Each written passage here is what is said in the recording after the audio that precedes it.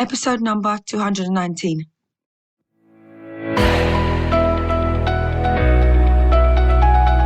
Hello, you're listening to the Career Changemaker podcast. Having the courage to leave a career that you have worked hard to build and try something else can be tough. So in each episode, we dive into key career change strategies so that you have a clear understanding of what is required to transition into a new role or a new industry without feeling like you have to start at the bottom or have to take a massive pay cut, because #ain't nobody got time for that. If you are ready for frank and honest discussions about how to become a career change maker, keep listening. I'm your host, lawyer turned career strategist and executive coach, Janine Esbrand.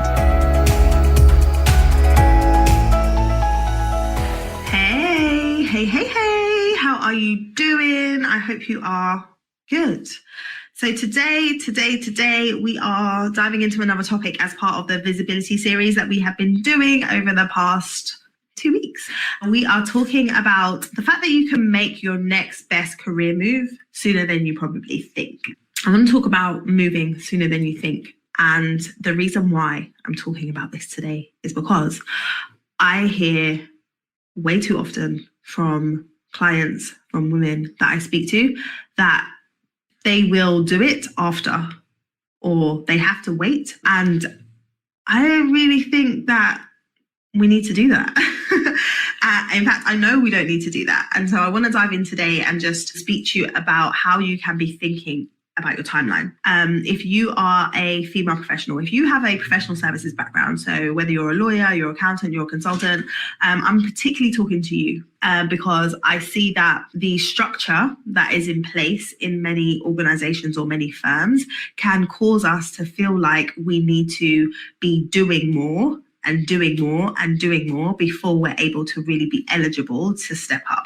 So the fact that there is, the junior level, then the associate level, then the senior associate level, then the partner level can have you feeling like, okay, I just need to put in the time.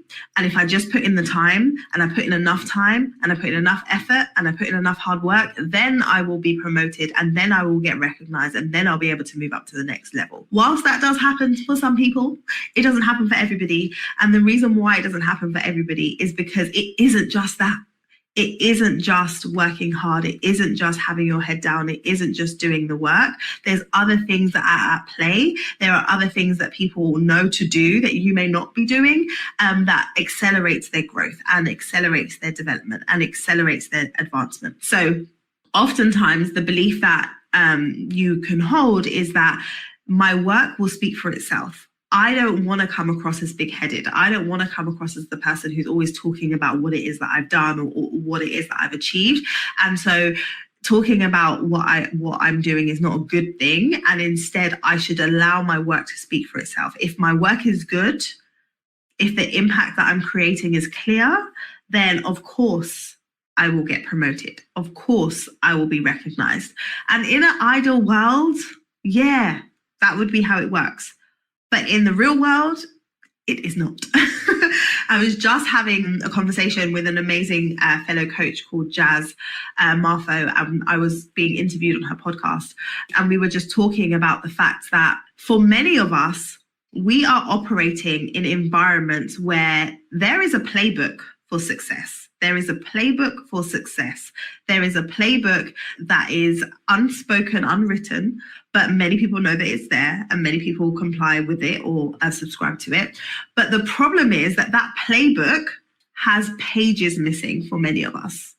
Pages, chapters missing. So you're in the space, you're operating in the space, but you're not really clear or you're not really aware of all of the unspoken rules or the things that you're supposed to be doing to advance in your play, to advance in the game. And because the pages of the playbook are missing, you don't even realize it, you can find yourself spinning your wheels and looking around and saying, hold on a minute, I'm doing good work.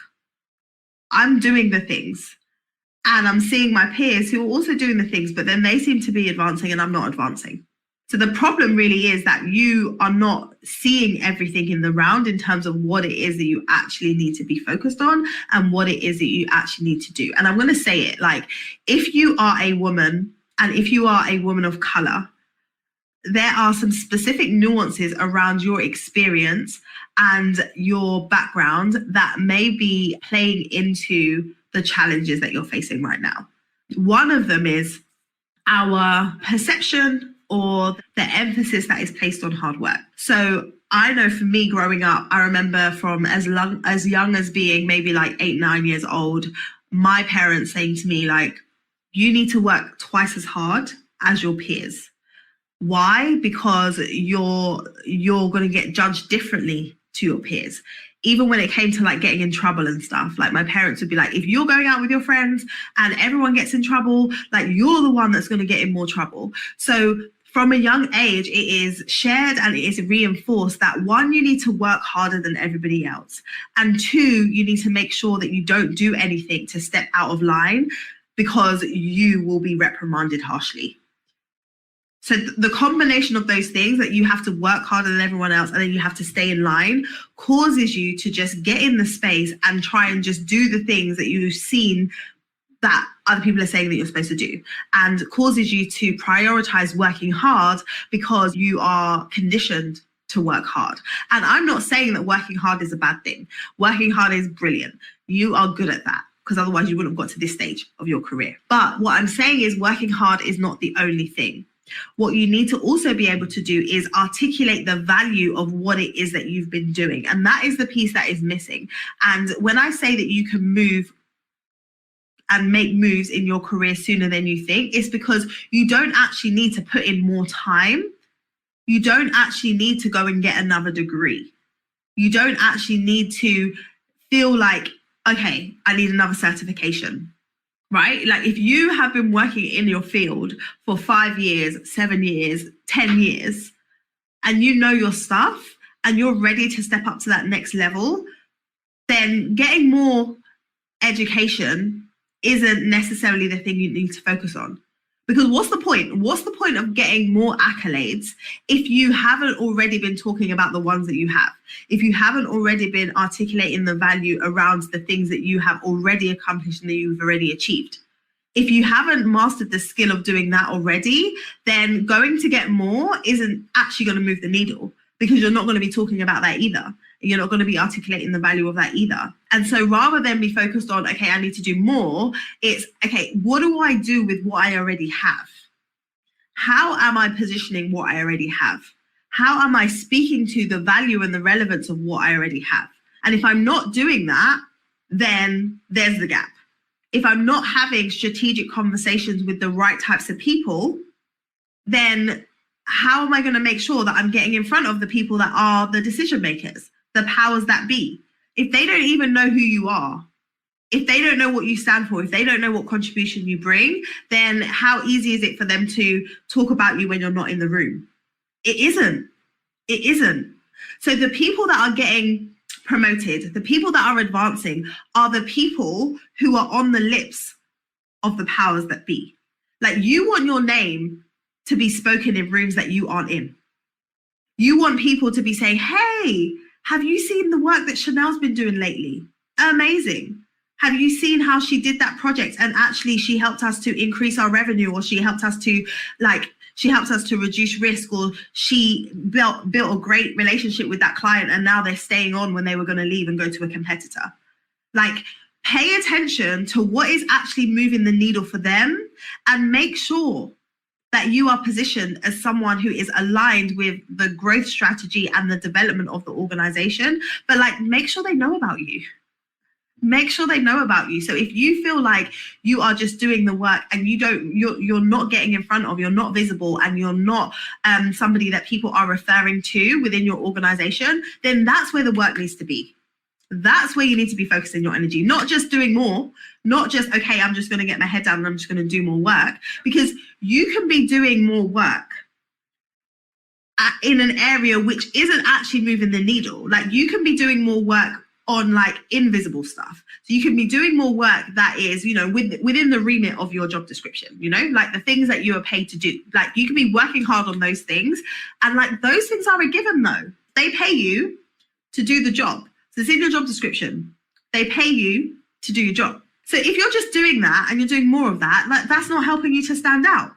And so where and how are you creating opportunities for you to get involved in the things that are value add activities, in the projects that are value add projects? Like, you need to understand how to strategically navigate and maneuver in your career.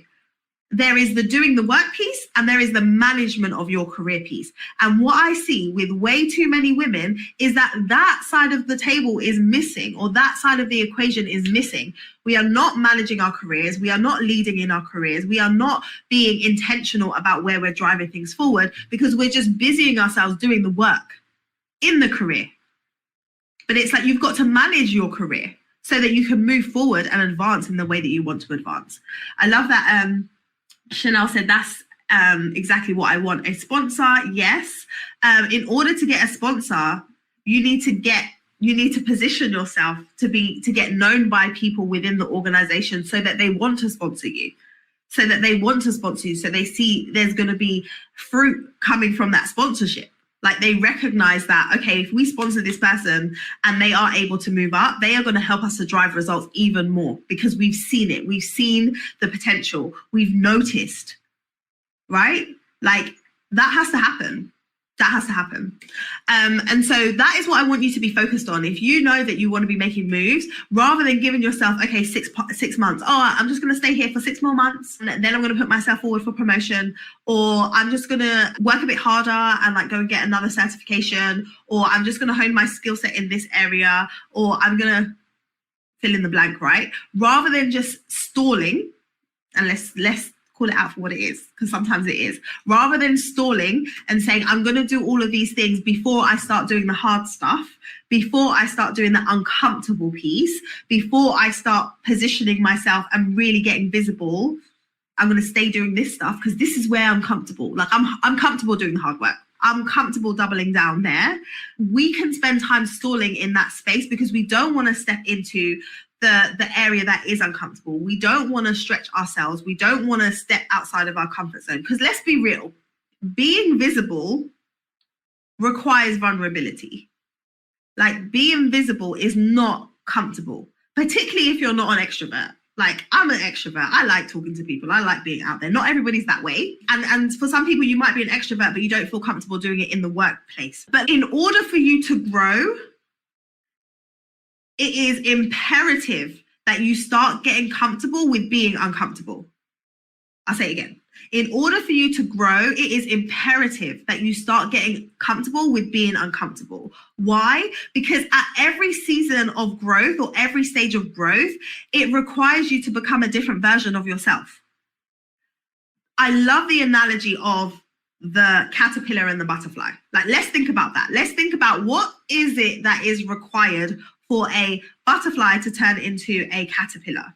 The butterfly doesn't just come easy. Like, we have the caterpillar, they go through a whole process. Part of that process requires them to be in the cocoon for a long time in their little lives, right? In that context, in the dark. They are in the dark. They are experiencing things they've never experienced before, because up to this point, they've always been a caterpillar. This transformation process is not something that they have experienced ever before, but it is necessary. So in the uncomfortableness of being in the dark and their body's changing, they are there for what reason? They are there so that they can become the butterfly. And then when they become the butterfly, it's like, oh, so beautiful. Look at this butterfly. It's different from any other butterfly we've ever seen. But they had to do the uncomfortable part.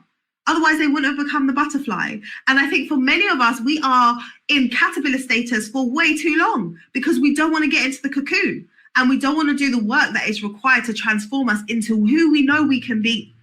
I'm really passionate about this today. I'm just like, there are just so many people who are destined for great things, who are so ready to be operating at a higher level, but they're holding themselves back because they don't want to do the uncomfortable work. And so I just want to encourage you to really consider, like, what is it that I'm putting off? Like, what is it that I am procrastinating around? What is the thing that I'm not doing that is holding me back from getting to the level that I want to get to? Because there's something for all of us. And so my encouragement to you is, if you want to accelerate your growth, if you want to move quicker if you want to get to where you want to go in the next 6 months, in the next 3 months, in the next 5 months, in this year, right? If you want to do that, then really lean into understanding how you're going to go about doing that. What is the strategy? What is the strategy? You are going to move quicker into your next role when you are clearer on your strategy. Because so many of us, they set the goals like January. What do you want to do this year? Okay, this year this is the year that I get that promotion. This is the year that I move to that senior level position. This is the year that I leave this organization and find another organization that's way more aligned to what it is that I want to do. This is the year that I get that huge salary increase, that 10, 20, 30K salary increase. This is the year. We'll do that in January. We're all, it's all about, yay, what can we do this year? I'm so excited. It's a new year, new things, new year, new me, and all of that. I'm glad this is insightful for you. But it's like, yeah, we can set the goal and we can have the vision for where we want to go and what it is that we want to do. But that is only part of it. Like, set the goal, have the vision, but what's the strategy? What's the strategy? Like, how are we doing that though? Like, how are we actually going to achieve that? And this is a big part of why I talk about the importance of becoming the CEO of your career. When a CEO in a business sets a vision for the business and where they want it to go, they will also then have to set the strategy and say, okay, here's where we're trying to get to. So therefore, what we need to be focused on in Q1, Q2, Q3, Q4 is this, this, this, and this. And if we do those things and we do those things well, it's gonna help us to get to that 12-year vision, that 12-month vision. And if we do that well, it's gonna help us to get to that 5-year vision. As an individual, I encourage you to adopt a similar approach for your career. What is the vision? Where we're trying to get to? And then what strategy are you implementing? What are you focusing on? And this is why inside of my coaching programs, I support my clients with having 90-day plans. I support my clients with not only setting the goals that they have, but really looking at, okay, high level, what do we think we need to do? Like, zoom in, what do we need to be doing? And also pay attention to what are the things that are going to trip you up? What are the things that are going to hold you back? One of the reasons why it's so powerful to have a coach or have somebody who's walking alongside you on this journey is that we're able to see your blind spots. Like, we're able to see, like, okay, you said you want to do this and you said this is the action that you're going to take, but you do know that here's where the resistance is likely to come up, right? And so then what are we doing with that? How are we addressing that? To make sure that you're not in a position where it's all like rainbows and unicorns of like, yeah, this is where I want to get to. All I need to do is this, this, and this, and this. Nah, the reality is it's not easy, because if it was easy, everyone would be doing it. If it was easy for you to elevate your position and move from mid-management to senior management, everyone would be up there. If it was easy to operate at that level, everyone would be up there. It isn't.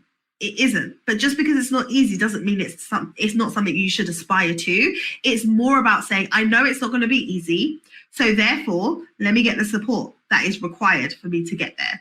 Let me get those sponsors. Let me get those mentors. Let me get a coach so that I can be fully supported in making the journey that I desire to make, so that I could be fully supported in transitioning into the version of me that I need to be. Because know that the person that you are now is not going to be the same person that you are when you're operating at a higher level.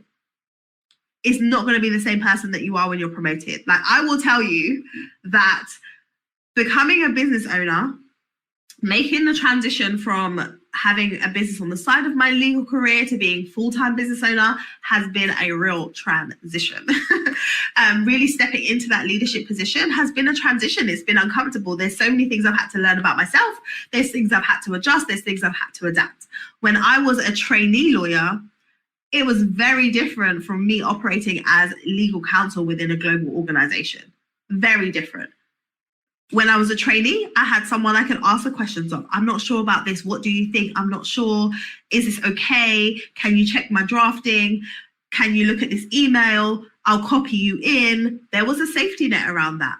As I became a qualified lawyer, there was less of a safety net. But when I went in-house and I was working as the sole legal counsel within a large organization, they were asking me. And I had to make decisions, and I didn't have someone to cross-check with. And it was on me to justify my answers and say why it is that I'm doing what I'm doing and liaise with the managing director and liaise with the CEO to discuss strategy, to understand what it is they're trying to do on a commercial level, and then say, okay, well, here's the risk from a legal perspective, and here's how we need to manage that risk, and here's how we need to do that. Like, that's a very different dynamic to then operating as a trainee or operating as a junior lawyer within an organization. There was growth that was required. There was development that was required. There was an uncomfortable period that I had to endure so that I felt confident enough to sit in that role and advise. Okay. So I'm sharing that with you to say that whatever transitions you're making, unless you want to stay where you're at for the rest of your career, there's going to be needs for growth. And there's need for development. And so it's about you leaning into that. Like, where do I need to grow outside of just doing the work? Like, the technical work that you do is one piece of it. And you're doing that. You're doing that. You learned to do that. Like, but there's other dimensions to your career. It's like a 3D thing. It isn't one dimensional, just work hard, get promoted, get to the top. It's work hard, but then also manage your career and the trajectory of it in parallel. And it's on you to do that. It's not always on the organization. So many times I hear clients be like, oh, they don't value me, or I've been overlooked for promotion time and time again. I'm here doing my work. They should know how hard I'm working. They should know how much value I'm bringing. It's like, why should they know though? Why should they know?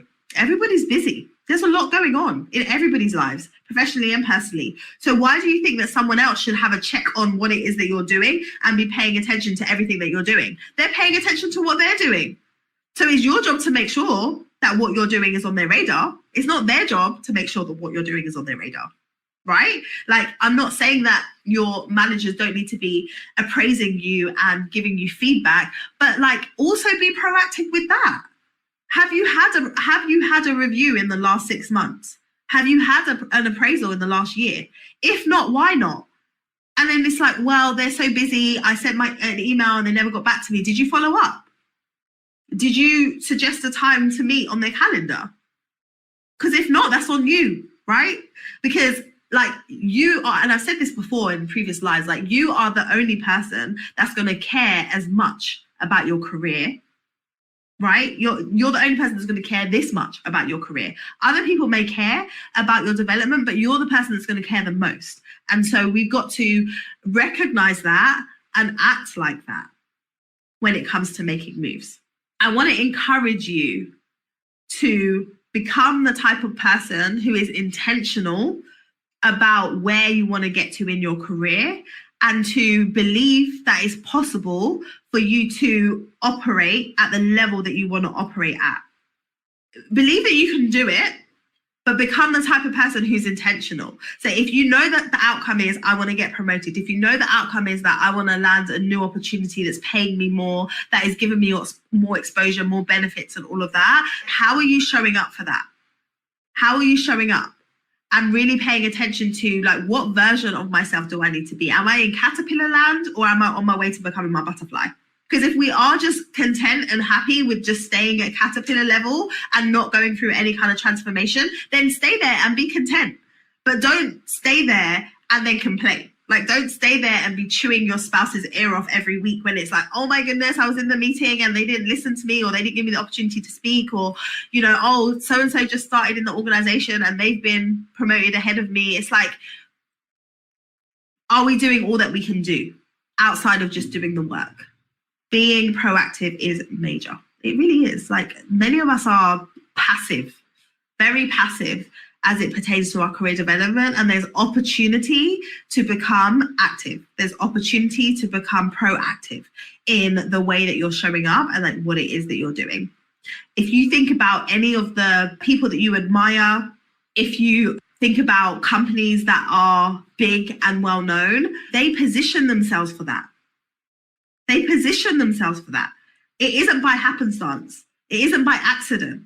It's intentional. So like, what they decide to do, how they decide to show up, where they decide to be is all intentional. And that's why I'm such a fan of like helping people to build out their personal brands and their visibility plan.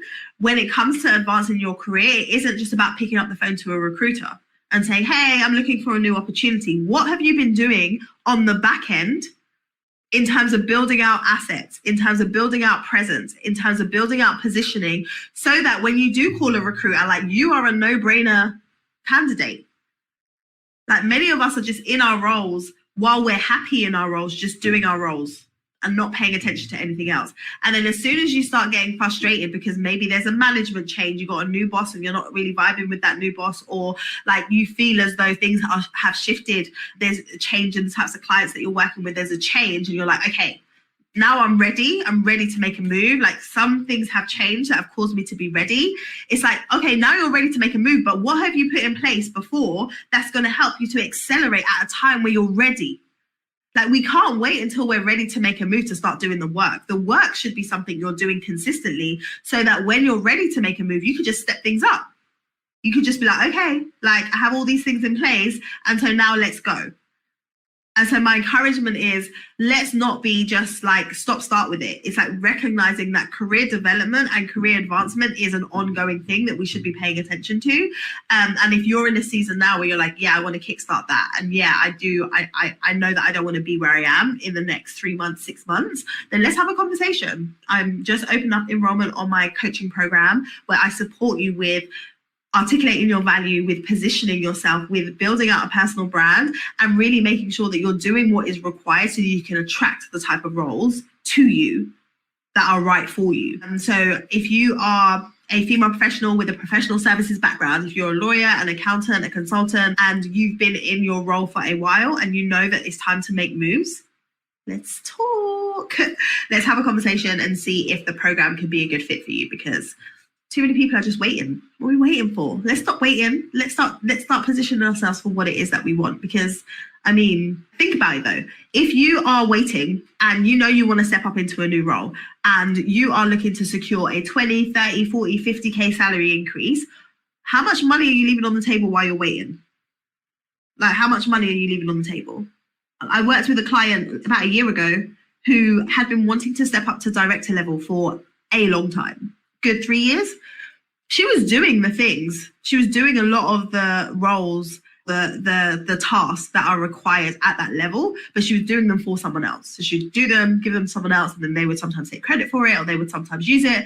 3 years, she was looking to make a move, but she didn't actively pursue it. We were working together for 90 days. She landed a director position. She increased her salary by 20K, and she's doing the thing. But like, what if she had increased her salary by 20K like 3 years ago? How much money is that? I'm not good at that quick math, but it's a lot.